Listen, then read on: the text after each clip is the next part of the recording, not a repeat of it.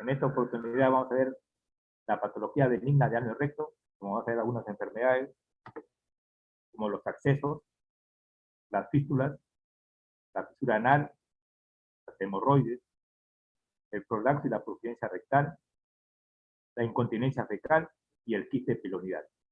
Son patologías que se ven con mucha frecuencia en la consulta externa y a veces en emergencia. Ante todo, vamos a hacer un breve recordatorio de la anatomía del recto y del canal anal. Como sabemos, embriológicamente, el recto va a derivar del intestino posterior. Su longitud va a ser variada entre 12 a 15 centímetros de longitud, ¿no? Y va a tener tres curvaturas que está dada por la bala de Houston, que son pliegues mucosos del canal rectal, pero que mayormente no tienen ninguna función. El recto va a estar fijo, ¿no? Mediante fascias. Aquí tenemos que el recto en su cara posterior va a estar fija al sacro mediante la fascia de Waldeyer y a la parte anterior mediante la fascia del novillo. Como vemos acá en esta figura, vamos a ver la anatomía del recto y del canal anal, donde vamos a ver acá los pliegues mucosos que son la válvula de Houston, ¿no? Los esfínteres, tanto el interno como el externo. Entre los dos va a discurrir los músculos longitudinales, la división entre el recto y el ano, que está dado por la línea pectínea, los vasos hemorroides internos, los vasos hemorroides externos, ¿no? La región perianal, el músculo puborectal y el elevador del ano.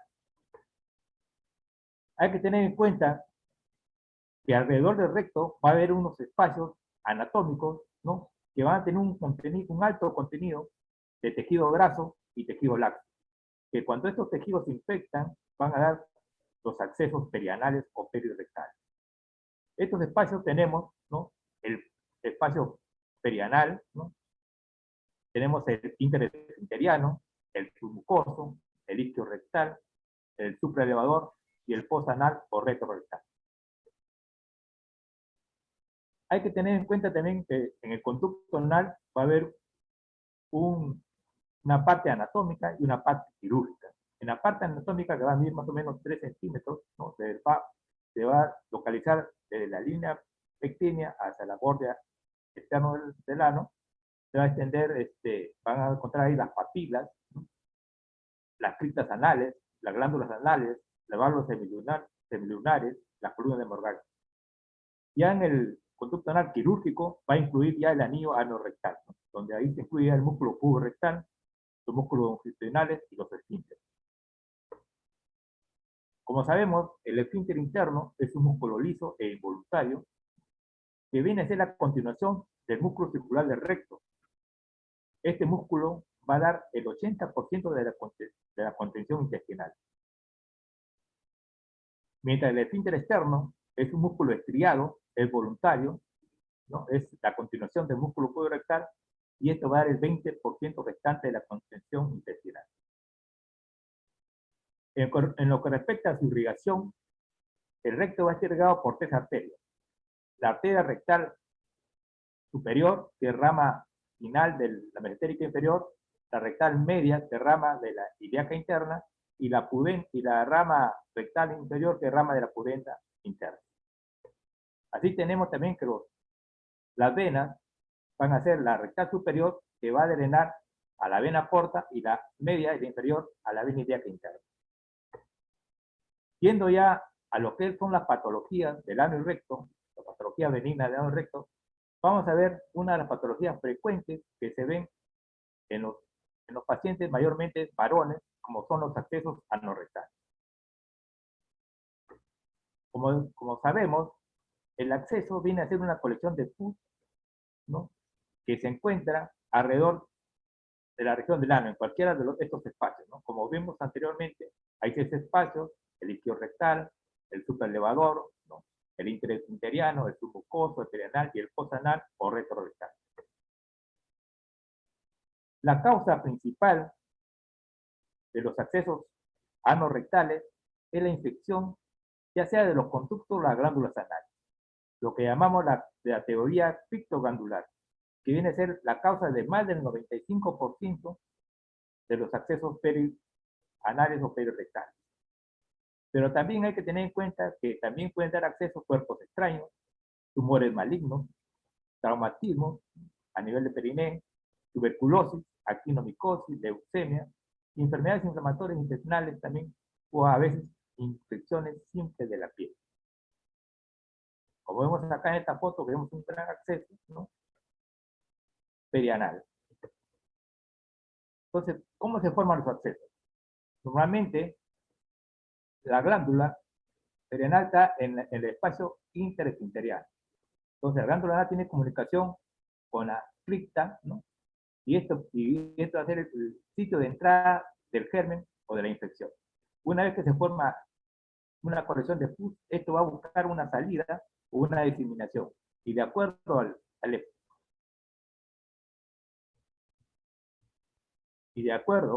¿no?, al espacio que comprometa va a ser el tipo de acceso. Si compromete el espacio isquiorectal, será un acceso isquiorectal, y si compromete el espacio perineal, será un acceso perianal. ¿Cómo clasificamos los accesos? Los accesos se clasifican de dos tipos.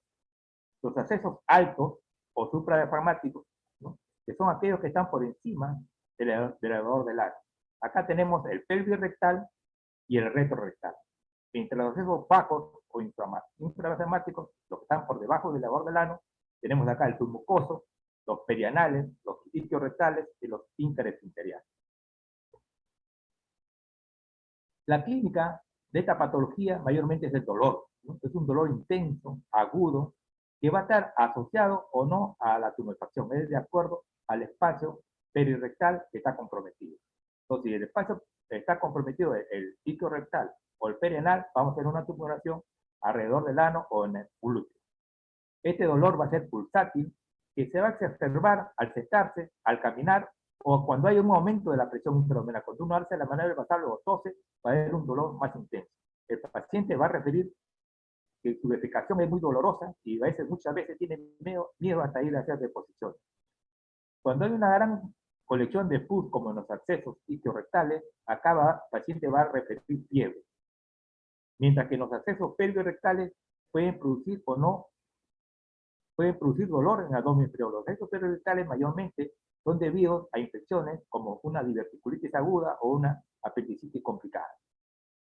Los accesos isquiorectales a veces pueden dar dolor en el glúteo comprometido. Siempre un paciente que viene con una patología anorrectal hay que hacer la inspección, ¿no? A la inspección hay que ver alrededor del ano si hay lesiones de la piel, hay cambio de coloración o hay alguna masa. Cuando hay masas, hay que ver la contextura de la masa y si la masa es dolorosa o no es dolorosa. Al hacer el tacto rectal siempre hay que evaluar la integridad del piso pélvico, hay que ver sus paredes, cómo están las paredes, si tiene tumoración o no, el contenido rectal, ¿no?, si hay heces, si hay pus, si hay sangre, y hay que ver área de duración a ese nivel, y siempre si es varón hay que palpar la próstata. También, cuando uno hace el tacto rectal, importantísimo es evaluar cómo está la tonicidad de los esfínteres. Hay que ver si el esfínter está hipotónico o hipertónico, ¿no? Y también hay que ver si hay alguna palpación, a la palpación si hay una prominencia dolorosa en el canal anal.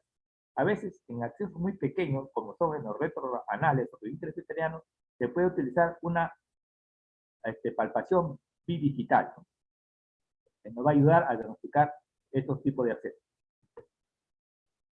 El diagnóstico de los accesos anorrectales depende más que todo de la localización del espacio comprometido.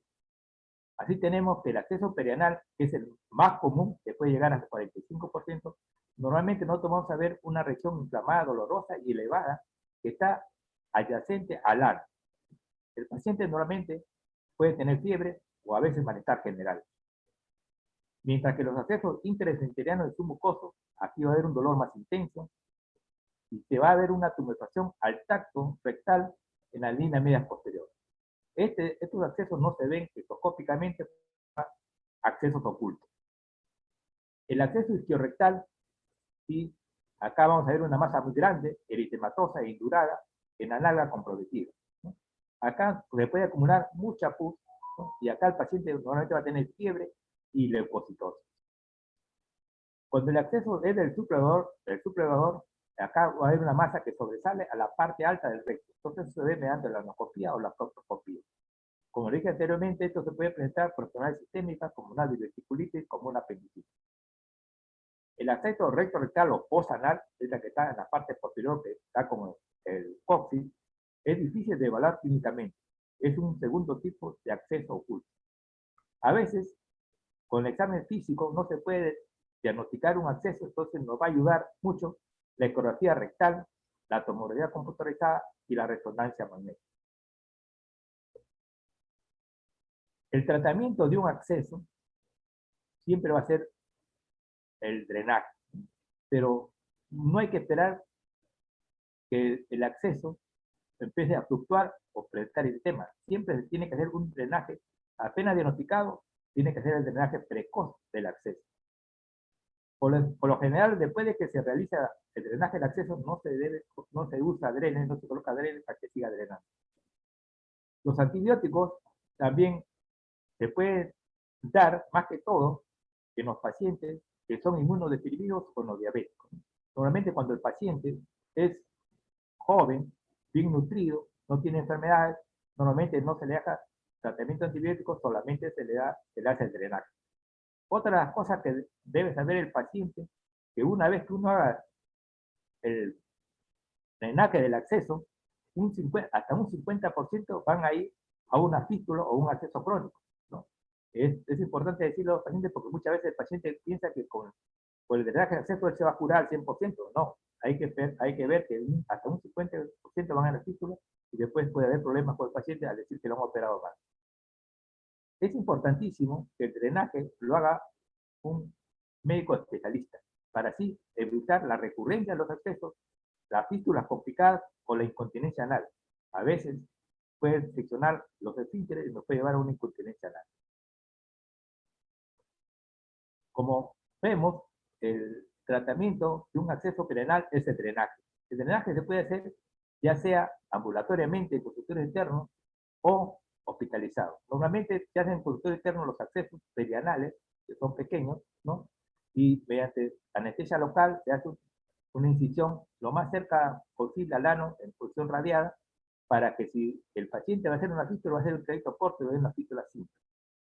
Entonces, una vez que se apertura el acceso, se coloca, se introduce una pinza de Kelly, se desvía todo, y se puede hacer lavado con cloruro de sodio o con povidona también se puede hacer, y como le dije, algunos dejan dren, pero nosotros normalmente no dejamos dren, porque como ser una zona muy contaminada, más bien puede llevar los genes hacia la cavidad del acceso.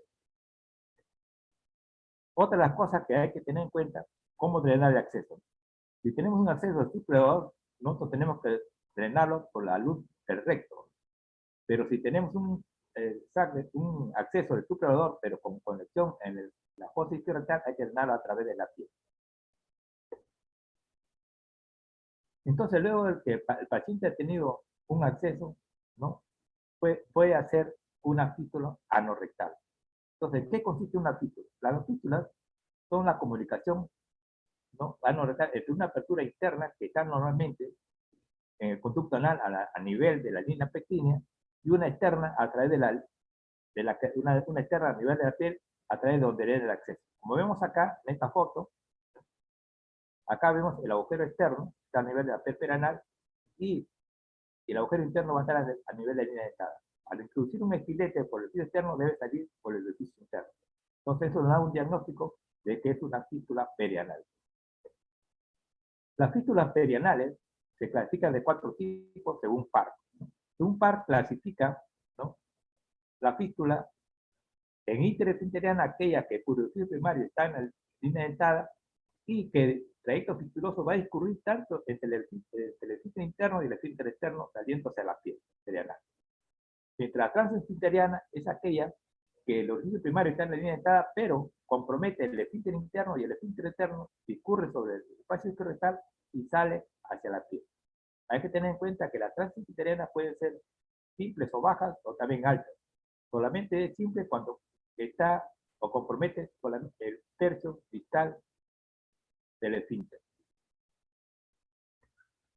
En la superesfinteriana es aquella que el trayecto fistuloso va a discurrir, ¿no?, entre los esfínteres, pero en lugar de ir hacia la zona distal, va a la zona cefálica y atraviesa alrededor del ano y discurre por todo el espacio isquiorrectal para salir a la piel. Mientras las heces esfinterianas, que mayormente son por causas iatrogénicas, el orificio primario va a estar por encima de la línea dentada y va a estar por fuera del paquete esfinteriano, ¿no? Y va a discurrir a través de la fosa isquiorrectal y va a salir de la piel. Entonces, la supraesfinteriana y la intraesfinteriana son fístulas complejas y el tratamiento no va a ser una simple fistulotomía abierta. La sintomatología de un paciente que tiene fístula anorrectal, el paciente siempre va a referir como antecedente que tuvo un accidente de supuración anorrectal, ¿no? Que va a ser tónico más que todo. El paciente va a quejar de drenaje serosanguinolento, purulento, persistente o intermitente por el orificio externo. Los síntomas clásicos de estos pacientes que tienen fístulas perianales son el dolor, la acidez ligera y el dolor a la expiración seguido por una descarga musculopurulenta y disminución de dolor. ¿Por qué? Porque muchas veces el orificio externo se cierra, se llena de pus y cuando hace deposiciones se apertura y sale la pus o su contenido y va a disminuir el dolor. El paciente también va a referir prurito y sensación de humedad a nivel del ano, porque como sabemos, esta secreción da posible irritación, ¿no?, alrededor del orificio perianal. El diagnóstico de una fístula perianal se hace mediante la inspección perianal, el tacto rectal y la anoscopía. Cuando uno hace la inspección va a observar un orificio externo como un hoyuelo rodeado de un tejido de granulación o cicatrizal. Al hacer el tacto, pues se puede palpar un trayecto fibroso, el trayecto fistuloso. El orificio interno es difícil muchas veces de ver, ¿no? A veces puede poner el anoscopio o el proctoscopio, pero es difícil de ver. Cuando se ve, se va a ver como una depresión en la línea dentada. Normalmente, el diagnóstico se hace, como vimos en la foto anterior, mediante la exploración con estilete. Cuando uno introduce un estilete a nivel del agujero externo y sale por el agujero interno. Normalmente, a veces, cuando son bajas, se puede hacer eso, pero cuando son altas, el paciente tiene mucho dolor y no se deja terminar bajo. Solamente tiene que hacerse bajo anestesia. A veces se puede aplicar también el colorante, como el azul de metileno o peróxido de hidrógeno, aplicando, ¿no?, a través del orificio externo y poniendo un anoscopio y viendo por dónde sale a nivel de la línea dentada para ver el orificio interno. Es importantísimo siempre ver el orificio interno para darle un tratamiento adecuado y efectivo. Dentro de los estudios especiales que nos ayudan al diagnóstico de una fístula perianal, tenemos la sigmoidoscopía y la colonoscopía. La fistulografía prácticamente ya no se usa, pero la que tiene mayor relevancia en la ayuda diagnóstica es la ecografía anorrectal y la resonancia magnética. De ahí que siempre todo paciente que va a ser operado de una fístula perianal se debe hacer una resonancia magnética para ver el trayecto fistuloso o los trayectos fistulosos que podría tener. Como dije anteriormente, para darle un tratamiento eficaz y adecuado, siempre hay que localizar el orificio primario.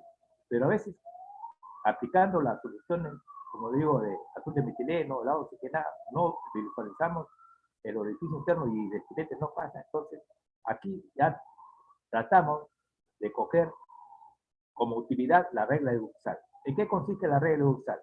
Al paciente le poner posición genopectoral, detrás de una línea imaginaria horizontal, se divide al ano en la parte posterior y la parte anterior.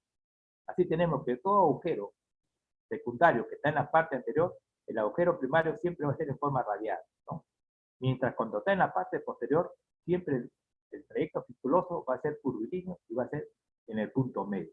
La única excepción que hay es que cuando el agujero secundario está a más de 3 centímetros del borde anal, así que en la parte anterior, este va a ir al punto medio de la parte posterior. Es importante, como le digo, para hacer un tratamiento adecuado y eficaz. El tratamiento de una fístula perianal, más que todo cuando es una fístula perianal bajas o simples, ¿no?, va a ser la fistulotomía. ¿En qué consiste esta técnica? Es una técnica que consiste en aperturar todo el trayecto fistuloso, ¿no?, y curetearlo, y se deja abierto. Esta herida, como vemos acá en esta foto, va a cerrar en segunda intención al cabo de 4 a 8 semanas. esta herida perioral. Hay que tener en cuenta que en las mujeres con fístulas anteriores, ellas van a tener un riesgo de incontinencia por debilidad del mecanismo del esfínter de esta área. Y aquí sí no vale la pena hacer una fistulotomía y se debe emplear otra técnica como colbajo de avance.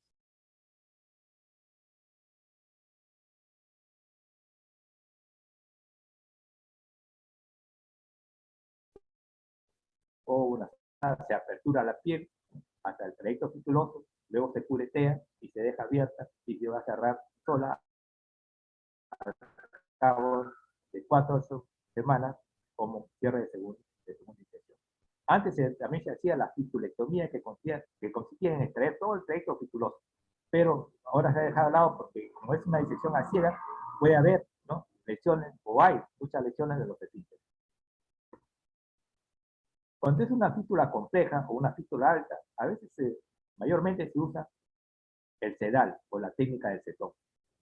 ¿En qué consiste esto? En introducir un material, ¿no?, a través del trayecto fistuloso, que puede ser una seda gruesa, un pernitol, bandas de siláceo, nylon, etc., ¿no? Como vemos acá, ¿no?, acá en esta foto la introducción de un material, ¿no?, como acá tenemos de alambre, ¿no?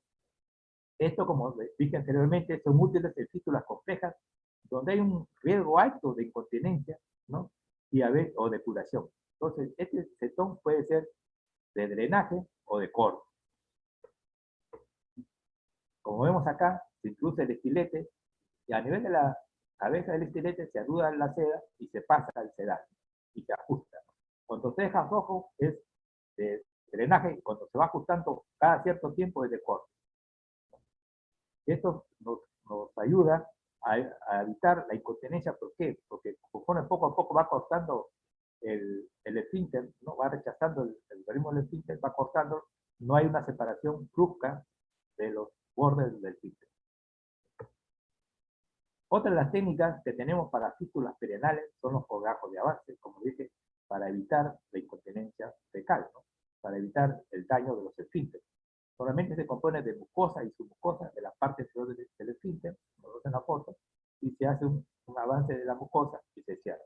Esto va a ofrecer ventajas de curación más rápido, daño limitado del esfínter y un mínimo riesgo de deformidad de conducta. Entre las nuevas técnicas que se usan también para fístulas perianales complejas o altas o recidivadas, o que no se pueden operar, son los sellantes biológicos, ¿no? Como vemos acá en esta foto, se aplica pegamento de fibrina, ¿no? Con esto puede llegar hasta una 60% de los pacientes de curación. La técnica del tapón con inserción del tapón en forma de cono, como ves acá, es de tejido de la submucosa del tejido delgado del cerdo, también se puede aplicar. Últimamente ha tenido una buena aceptación la técnica de LIF, que es la ligadura interesfínterial del trayecto fistuloso. Este consiste en disecar a través del espacio interesfinteriano y llegar hasta el trayecto fistuloso. Luego seccionar el trayecto fistuloso, recortarlo y ligarlo a la parte distal. Luego la parte de acá está hacia el orificio interno, ¿no? Pero para eso hay que localizar siempre el orificio interno, ¿no? Y luego la parte externa se deja abierta y se curetea. ¿Qué cuidados postoperatorios debe tener un paciente que es operado de una fístula perianal? Normalmente hay que evitar el estreñimiento. Y para evitar el estreñimiento tiene que consumir bastante fibra, ¿no?, una dieta rica en fibra y bastante líquido. Normalmente el paciente no va a requerir ninguna restricción intestinal cuando se opera fístula simple. A veces es importante también el uso de baño de asiento porque al paciente le da tranquilidad, son confortables y mejoran la higiene perianal. En los procedimientos complejos, ¿no?, hay que manejar el dolor, porque el dolor es muy intenso, por ser una zona muy nervada, entonces hay que darle analgésicos potentes como el tramadol, ¿no?, o el ketorolaco. La curación, como le dije anteriormente, de la herida de la fistulotomía se lleva a cabo entre 4 a 8 semanas, un cierre de segunda intención. Dentro de las complicaciones de los pacientes postoperados de una fístula perianal tenemos la retención urinaria en un 25%. Puede haber hemorragia también en los pacientes, puede haber trombosis hemorroidal externa aguda, puede haber una celulitis, a veces puede haber implantación fecal, puede haber estrechez del ano, una fístula rectovaginal, y lo más preocupante es la incontinencia fistulosa, que puede llegar hasta el 52%.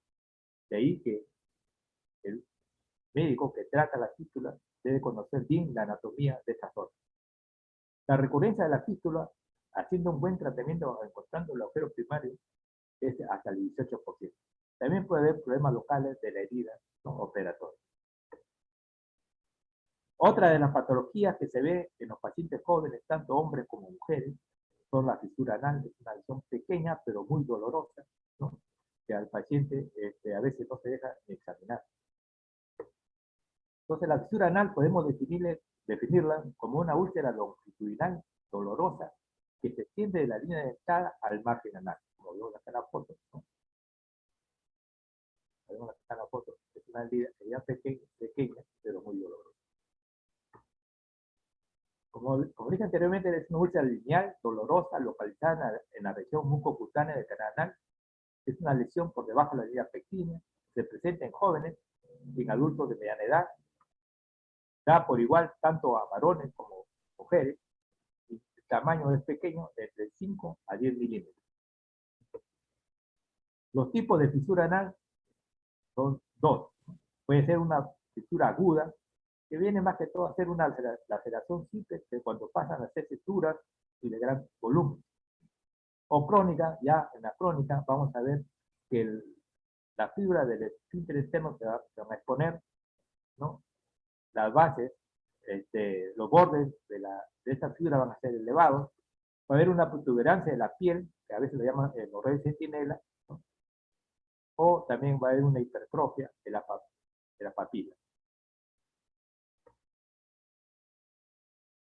Otra de las cosas que hay que tener en cuenta es la localización de las fisuras, ¿no? Las fisuras casi siempre se van a localizar en la línea media posterior. En las mujeres, la localización va a ser el 90% y en los hombres el 99%. Hay que tener en cuenta que cuando las fisuras no están localizadas en la línea media, ya sea anterior o posterior, se pueden asociar a otras enfermedades sistémicas mucho más graves, como son la enfermedad de Crohn o el HIV-Sida. La etiología, mayormente, como dije anteriormente, es un traumatismo del conducto anal al paso de las heces duras y de gran volumen. Pero a veces también la materia fecal blanda y acuosa puede cambiar el pH y puede irritar la piel y nos puede causar también una lesión de este tipo. La cicatrización, las estrecheces y las estenosis a partir de cirugías o opciones anales previas también nos pueden llevar a hacer una fisura anal porque no hay una buena sensibilidad de estos tejidos. Se dice que se presenta con mayor frecuencia en la línea media posterior porque hay una disminución en la irrigación de esa zona y por la hipertonía del esfínter interno. Dentro de las causas, como dije anteriormente, también pueden ser afecciones inflamatorias del Crohn y SIDA, VIH. Es menos frecuente debido a enfermedades como la sífilis, enfermedades herpes simple, tuberculosis, citomegalovirus y el sarcoides. El tratamiento de una fisura aguda siempre va a ser un tratamiento conservador, un tratamiento médico. Normalmente estas fisuras van a cicatrizar entre 4 o 6 semanas con baño de aceite caliente y agentes formadores de volumen, como el penicilio. A veces también se pueden aplicar pomadas, como la nitroglicerina al 0,2%, o también se puede aplicar toxina botulínica, ¿no? Se le aplica a veces toxina botulínica de 20 unidades a ambos lados de la fisura, y esto también nos puede llevar a la curación. También se pueden utilizar antagonistas del calcio, y a veces se puede hacer dilatación con balón, pero esto tiene que ser un profesional competente porque en lugar de una hipertonía de los esfínteres nos puede dar a una hipotonía, ¿no? Y esto nos puede llevar a una incontinencia fecal. El tratamiento de una fisura crónica siempre va a ser quirúrgico, ¿no? Un tratamiento quirúrgico que se realiza en una fisura crónica es la esfincterotomía lateral interna abierta, ya sea, también puede ser cerrada. Es el tratamiento de elección para el tratamiento de una fisura anal, la esfincterotomía lateral interna. Normalmente se hace abierta por la zona, ¿no? Que es muy contaminada, ya, pero algunos también lo hacen cerrada. Hay que tener en cuenta que si uno quiere hacer una esfincterotomía en medida media, por la cicatrización puede deformar el ano y puede producir un agujero en cerradura. Y esto nos puede llevar a una incontinencia fecal leve con escape de gas y materia fecal.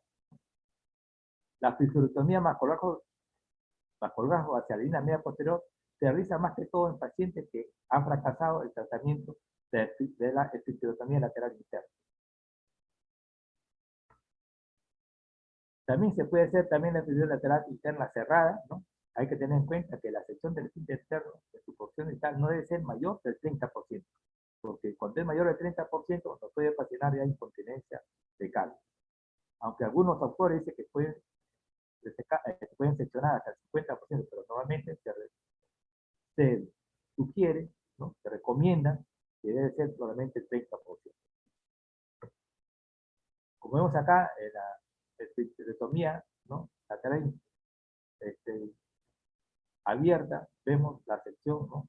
Del esfínter interno, la separación de la sección del esfínter interno y la sección del esfínter externo en el 30%.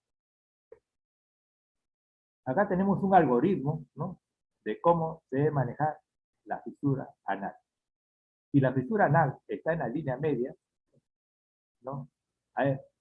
Si es una fisura anal aguda, no va a necesitar tratamiento quirúrgico y solamente se le puede aplicar citrato con clorhidrato del calcio, o se le puede aplicar la inyección de toxina botulínica. Pero cuando es una fisura crónica, entonces aquí hay un tratamiento quirúrgico. El tratamiento de elección es la esfincterotomía interna lateral. Si fracasa esto, hay que realizar una exploración con anestesia y hay que considerar la biopsia y la evaluación del esfínter orgánico. Si uno hace un tacto rectal y encuentra un esfínter hipotónico, entonces ya no puede hacer nuevamente la esfincterotomía interna lateral. Y hay que considerar la fisturectomía con colgajo de avance.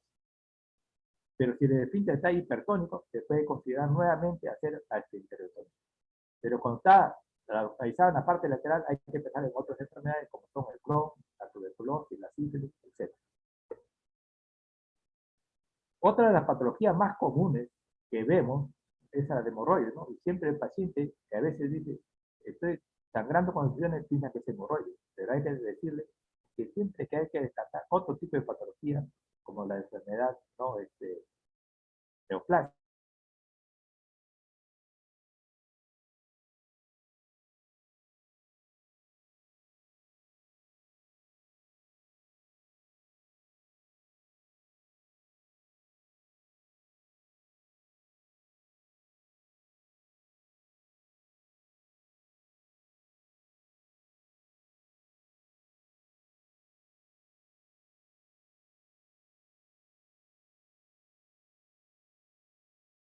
significa es igual a sangrado.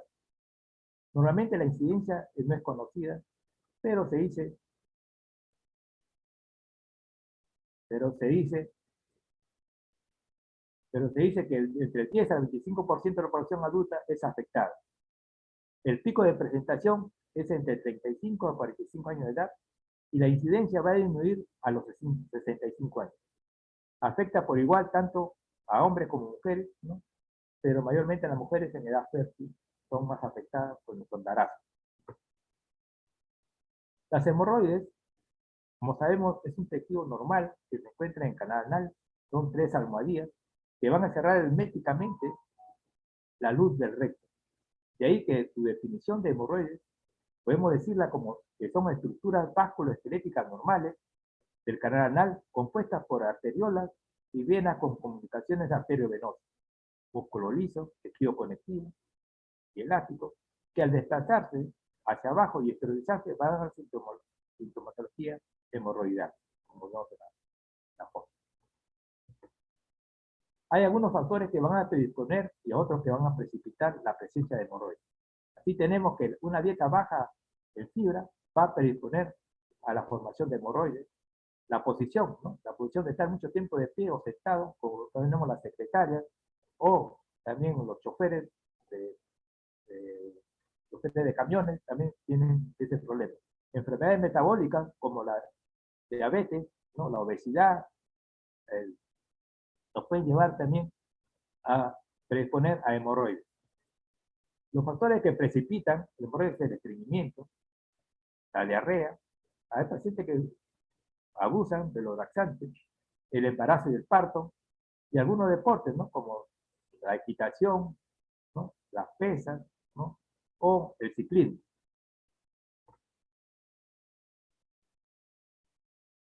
Las hemorroides se pueden clasificar según su localización interna, externa o mixta. Las internas, como sabemos, son aquellas que están por encima de la línea dentada y las externas están por debajo de la línea dentada. Como vemos, las hemorroides internas podemos clasificarlas de 4 grados. La de primer grado es aquella hemorroide que solamente va a tener sangrado y no va a haber prolapso. Como vemos acá en la foto, a través de un anoscopio, ¿no? No va a haber prolapso. La de segundo grado ya va a haber prolapso con una reducción espontánea, ¿no? Después de hacer la maniobra de basal o después de hacer deposición. La de tercer grado son aquellas hemorroides que prolapsan y que van a requerir ya una reducción manual. Mientras la de cuarto grado son aquellas hemorroides prolapsadas que no pueden reducirse y muchas veces están trombosadas como vemos en la foto. Hay que tener en cuenta que otra también de las cosas que podemos ver a nivel perianal es el tricoma, ¿no? El tricoma viene a ser la regresión del trombo, ¿no? Luego de presentar el paciente una hemorroide externa. Entonces va a haber como un pliegue de la piel, lo que llamamos tricoma anal. Esto muchas veces, los médicos, ¿no? Generales, erróneamente lo catalogan como un hemorroide externo. Esto es asintomático, más que todo se molesta para hacer el aseo de esa región, pero el tratamiento es extirpación, ¿no? Con anestesia local. Los síntomas de los hemorroides, ¿no? Son variados, pero los síntomas cardinales que vemos en los pacientes con hemorroides son el dolor, la protusión y la hemorragia. También algunos pueden presentar irritación cuando hay secreciones, estreñimiento, prurito, continencia, dificultad de limpieza, sensación de evacuación incompleta, supuración y a veces presencia de secreciones, más que todo se ve en los pacientes que tienen hemorroides internas tipo 3 o tipo 4. El tratamiento de las hemorroides mayormente es un tratamiento médico. El tratamiento médico, más que todo, se da para las hemorroides de primero, segundo, tercer grado, ¿no? Hay que hacer una higiene local, lavado, baño de asiento, secado cuidadoso. Hay que hacer medidas dietéticas, reducir las comidas ricas en condimentos, no ingerir alcohol, el café o el té, y tomar abundante agua y fibra para evitar el estreñimiento. Otras medidas que también nos ayudan a controlar o tratar las hemorroides es evitar la obesidad y el sedentarismo, estar mucho tiempo de pie o sentado, esfuerzos violentos y no retrasar la deposición. Dentro de los farmacológicos que se pueden usar son los laxantes de volumen, las cremas locales suppositorios, esteroides, que van a tener desinflamantes, esteroideos y anestésicos, y algunos pleotónicos como el oxidato de calcio. Dentro de los tratamientos alternativos de las hemorroides, tenemos las que se están usando con mucha frecuencia ambulatoriamente en consultorio, son las ligaduras con bandas de caucho. Estas ligaduras se deben hacer de 1 o 2 paquetes de hemorroides por sesión. La escleroterapia mayormente se usa en las hemorroides de primer grado sangrantes, pero tienen mucha residuos. Acá vemos, ¿no?, la ligadura con bandas, que normalmente se pone una ligadura a nivel del cuello de la hemorroide y esto va a producir una isquemia, una necrosis y una caída al cabo de 7 a 10 días. El tratamiento quirúrgico más que todo son para las hemorroides de grado 4, ¿no? Entonces, normalmente la que más se usa es la hemorroidectomía con la técnica abierta al O'Brien, ¿no? Es una técnica americana, pero también a veces los ingleses usan la técnica de Ferguson, que es una técnica cerrada. La hemorroidectomía de Whitehead se usa cuando tiene hemorroides en corona. El problema que tiene es que puede causar una estenosis anal. Últimamente también se está usando la hemorroidectomía con grapas, stapler, con técnica del hongo, también la hemorroidectomía con láser, y en algunos centros hospitalarios que cuentan con bisturí armónico o con Pikachu, también se están tratando las hemorroides con estos equipos. Acá tenemos la técnica de Millen y Morgan, ¿no? Donde se secan los 3 paquetes hemorroidales, ¿no? Y queda como un trébol acá, ¿no? Antes se hacía mucho, y es más que todo se realiza cuando tiene hemorroides mixtas, interna y externa. Acá tenemos la técnica del hongo, técnica de Stapler, con grapas, que hace una recesión circular de la mucosa por encima de la línea dentada, y al hacer la recesión de mucosa, el tejido hemorroidal que estaba prolapsado va a su lugar, y acá vemos ruptura mecánica, ¿no? Circular. ¿Cuáles son las complicaciones de las hemorroides posoperadas? Primero tenemos las hemorroides tratadas por métodos no quirúrgicos como las bandas elásticas, donde va a haber dolor si que el paciente coge parte de la línea dentada, porque la línea dentada tiene una innervación automática, y si coge va a haber mucho dolor y el paciente tiene que volver para sacar esa ligadura.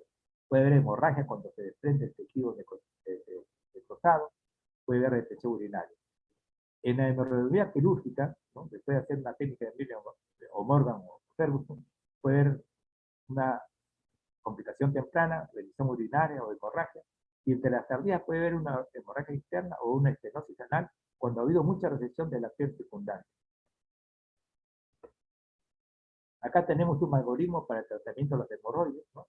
Vamos a ver, cuando es una hemorroide externa, la hemorroide puede estar trombosada o no trombosada. Cuando está trombosada va a haber un dolor intenso y se tiene que hacer un tratamiento cuando es menor de 72 horas, ¿no? Se puede considerar la resección quirúrgica. Pero cuando ya pasa más de 72 horas, solamente hay que tratamiento médico, modificación de la dieta, control de dolor y baño de asiento. Cuando la hemorroide externa no está tromposada, hay que modificar la dieta y hay que considerar la extirpación, como le dije anteriormente, porque queda como un tricoma, ¿no? Y es grande, doloroso y falta de higiene. Cuando son hemorroides internas de grado 1, normalmente hay que variar la dieta y se puede hacer ligaduras con panta o a veces se sangran con esteroterapia. La de grado 2 se le da una dieta, ligaduras con panta o a veces se saca la resección, ¿no? De la hemorroide. La de grado 3 normalmente puede ser resección o sutura mecánica, ¿no? Circular. O también se puede hacer con ligadura de baño. Pero cuando son de grado 4, acá sí hay que hacer una resección quirúrgica o resección circular de la mucosa con sutura mecánica. Otras patologías que se ve con poca frecuencia, simplemente, son los prolapsos y la procedencia rectal. Hay que tener en cuenta que el prolapso es más común en las mujeres mayores de 50 años. Es menos común en los varones. Podemos definir, ¿no?, los prolapsos como el descenso y la salida de la estructura del recto al cercanar anal, ¿no? Cuando solo incluye la mucosa rectal, podemos hablar de un prolapso simple o incompleto de recto. Pero cuando ya incluye todo el espesor de la pared, ¿no?, tanto la mucosa, la submucosa, el muscular y la serosa, es un prolapso total o procedencia, como vemos en este paciente. Acá es importante saber, ¿no?, los pliegues que son circulares de un prolapso, ¿no?, total de recto. El prolapso simple de recto se va a ver mayormente en los niños menores de 5 años. Y acá habrá unos factores predisponentes. En los niños que todavía están en crecimiento va a haber una ausencia de una adecuada curvatura del sacro, ¿no? Va a haber ausencia de los medios anatómicos de soporte a nivel vital de la pelvis, a nivel de soporte a nivel de la pelvis. ¿Y qué va a desencadenar este tipo de prolapso mucoso en los niños? Trastornos en la evacuación de las heces o hábitos de defecación durante largos periodos, ¿no? Ahí se sienta mucho tiempo ahí en el baño, entonces puede ser un factor desencadenante para que presente un prolapso de mucosa. La tos persistente o esfuerzo físico excesivo. Mientras que en la procedencia o plazo total, los factores predisponentes van a ser la profundidad exagerada del fondo del saco de Douglas, ¿no? Que se ve mayormente en la mujer. Excesiva movilidad y longitud del recto y del colon sigmoide. Una falla endopélvica laxa en las mujeres que han tenido, son multíparas, ¿no? Muchos partos. Un esfínter anal débil o incontinente. O un defecto de la aplicación del recto al saco. Entonces, la falla de Waldeck se pone laxa y el recto, en lugar de ser horizontal, ya se pone vertical. Dentro de los factores desencadenantes, vamos a tener los esfuerzos prolongados, como el estreñimiento crónico, los partes múltiples o distóxicos que ha tenido la paciente, procesos inflamatorios en la piel o enfermedades debilitantes, ¿no? O consultivas, o procesos consultivas que tienen algunos pacientes. Como vemos acá, ¿no?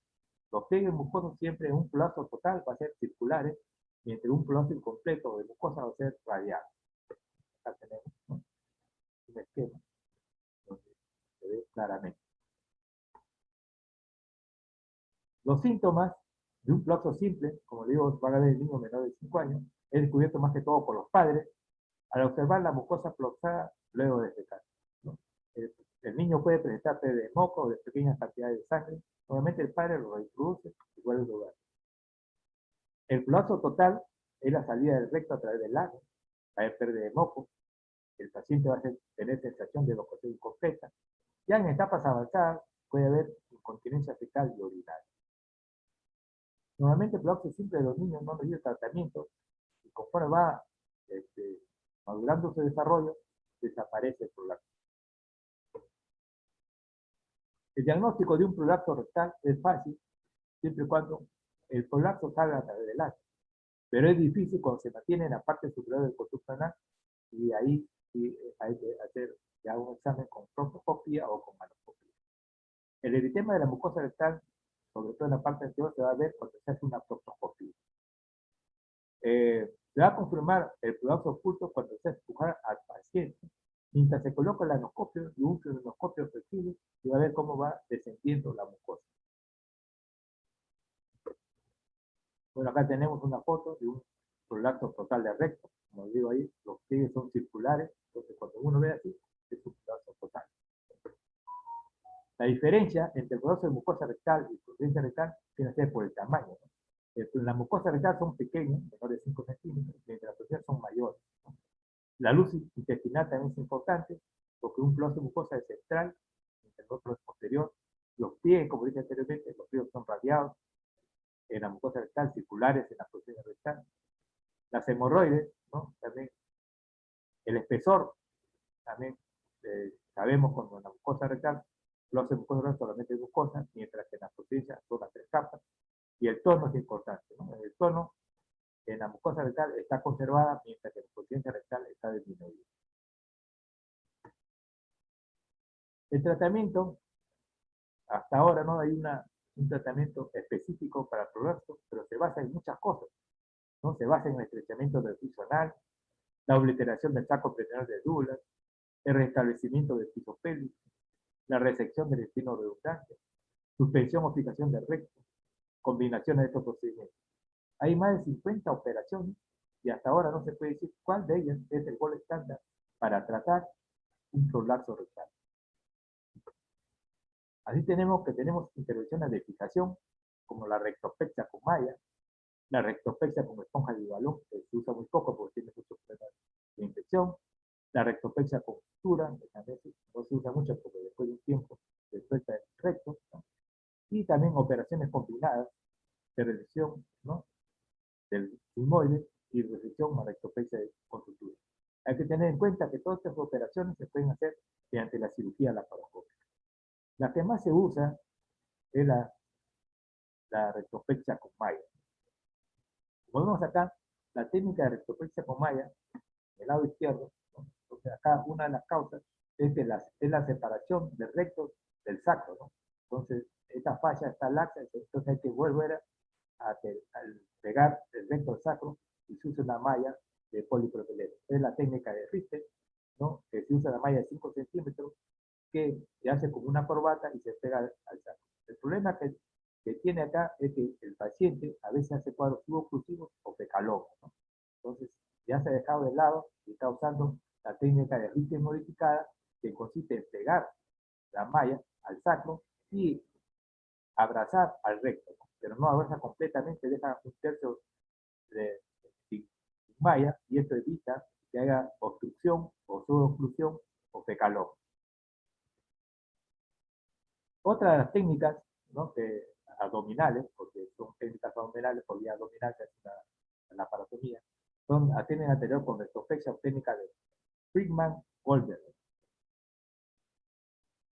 Acá se va a movilizar el recto, el pedico rectal se moviliza, y luego se hace una resección del sigmoide, ¿no?, de la resección del sigmoide redundante.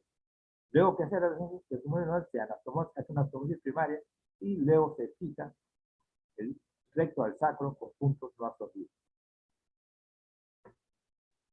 Ya por pacientes que no pueden tolerar una cirugía mayor, la cirugía abdominal, se puede hacer por cirugía mediante la región perineal. Acá tenemos la operación de Altameyer, donde hay una resección de la mucosa, ¿no? Hay una resección del cemento prolapsado del recto del sigmoide, se resecciona y luego se anastomosa.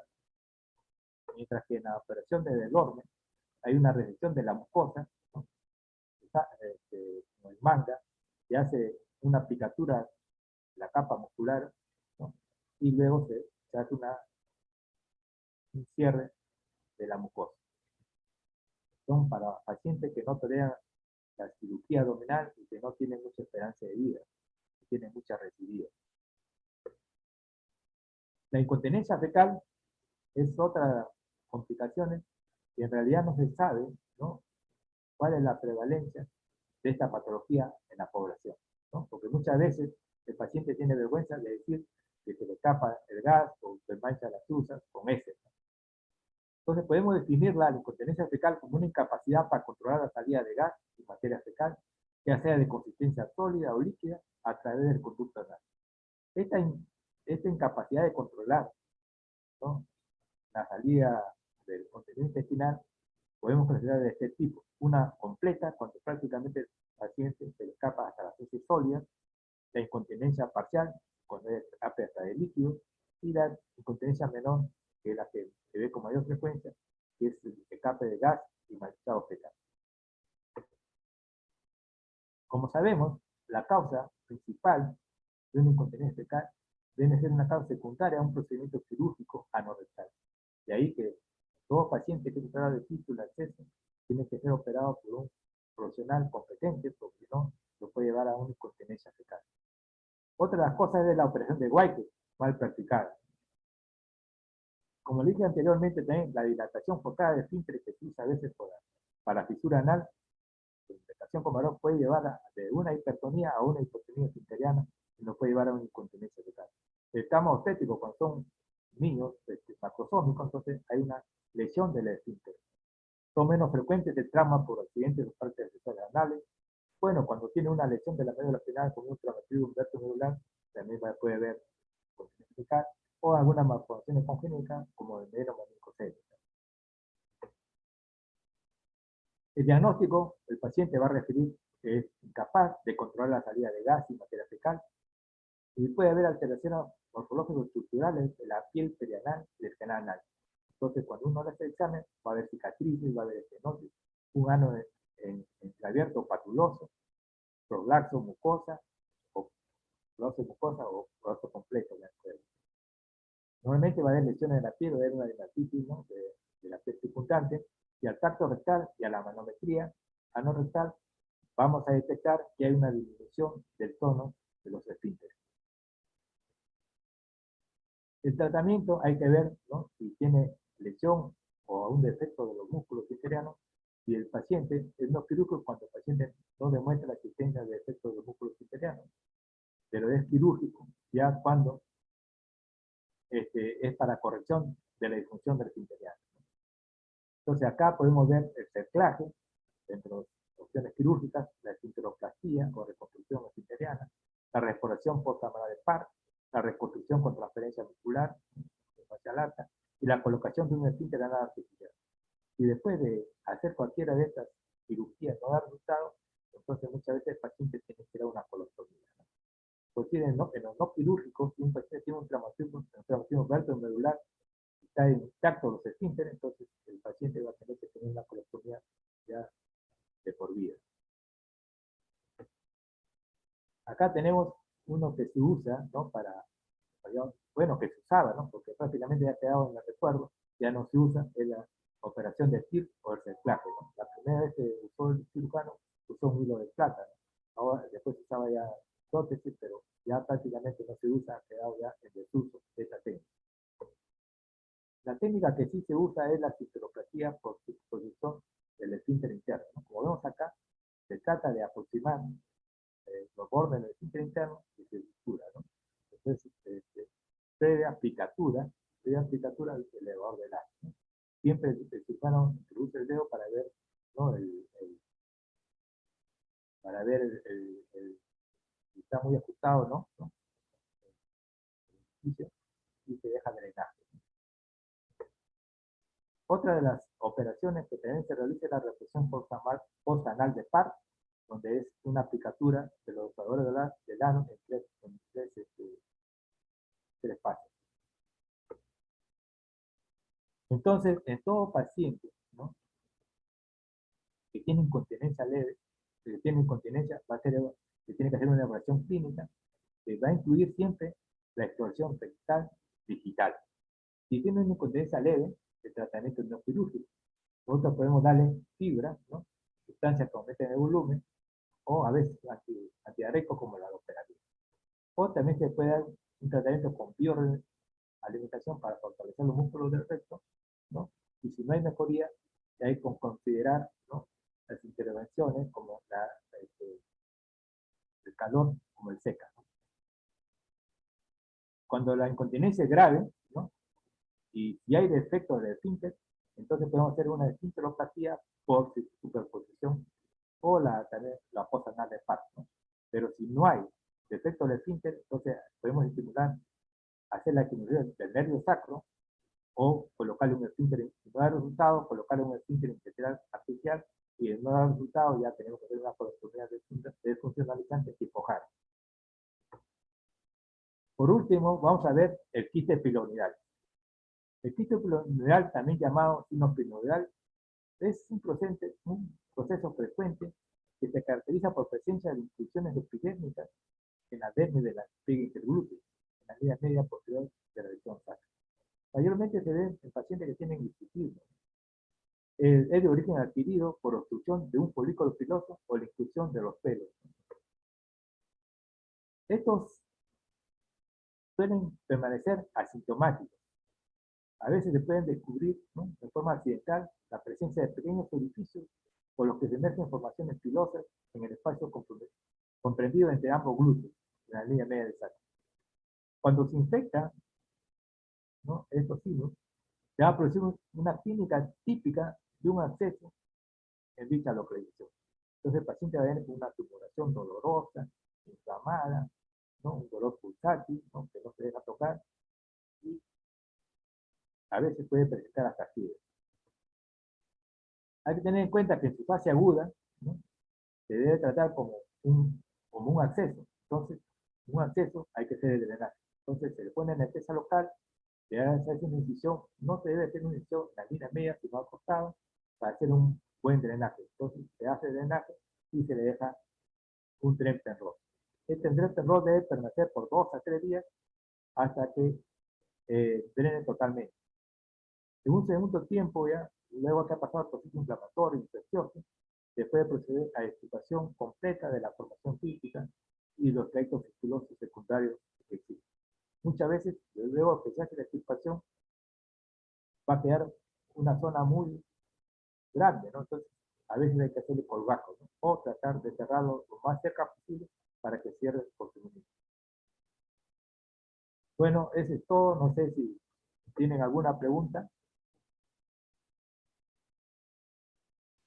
Sí, buenas tardes, doctor.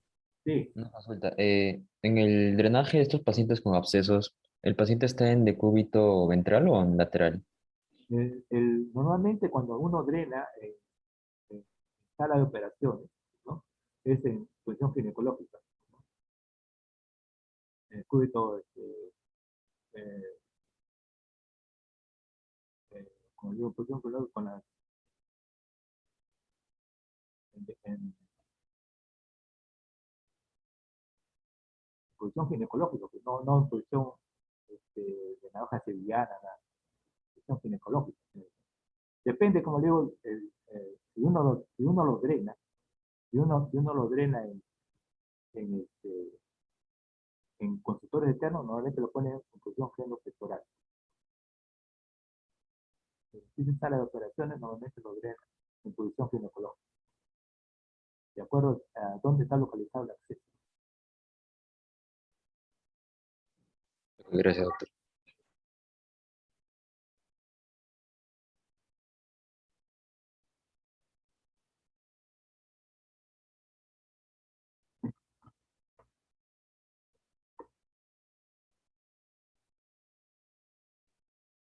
¿Una otra pregunta?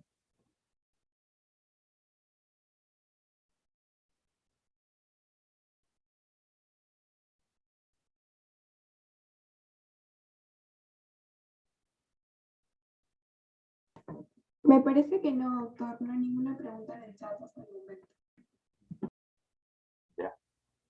Entonces, gracias. Hasta luego. Hasta luego, doctor, gracias. Muchas gracias, doctor. Gracias, doctor. Hasta luego.